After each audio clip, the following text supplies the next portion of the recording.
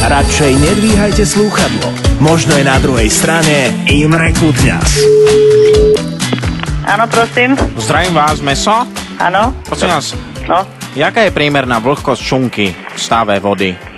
No, to mňa sa nemôžete pýtať. My máme teplomer v ladničke a tam to ukazuje, koľko tam je tepla. No a s kým hovorím? Neviem, odkiaľ voláte. Kutňas. A kto to je? Čo vás to zaujíma? Robíte s mesom? No nerobím s mesom, ja ho konzumujem, áno? A to ja mám vedieť všetko tam okolo toho? No tak až vy to viete capnúť iba na váhu? Cez telefón nebudem žiadne informácie podávať, nech sa páči, dojdite sem. Do počutia. Prosíme sa, Udeninovský. Zdravím vás, vaša kolegyňa mi pred chvíľou dávala rady a s ňou som chcel hovoriť. No, momentálne odbehla. Čo ste potrebovali? No ja som volal ohľadom tej vlhkosti vody v šunke. No na taká, že šunke je to napísané, aká je tam vlhkosť. Tam to malo byť napísané v zložení. Tak ale kde to ja vidím, však ja už si kupujem kolečka.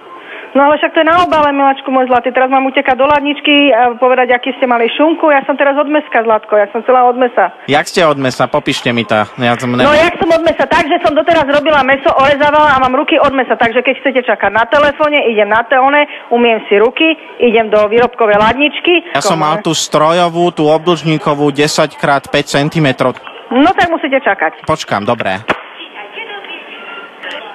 No môžem tu mať zloženie. Kuracie prstia 75%. Dusitalová soliaca zmes, pitná voda, škrob E1422, stabilizátor E450. Dobre, moja pekná, krásna mesiarka, jasne. Len je nás tu 5,5 a ja teraz musím od pultu odbiehávať kvôli zloženiu šunky. Ja som Imre Kutňas z Rádia Express a za to, že ste boli taká statočná, tak vám dám jedno CDčko skvelých hitov, Radio Express hity, čo vy na to? Dobre, super.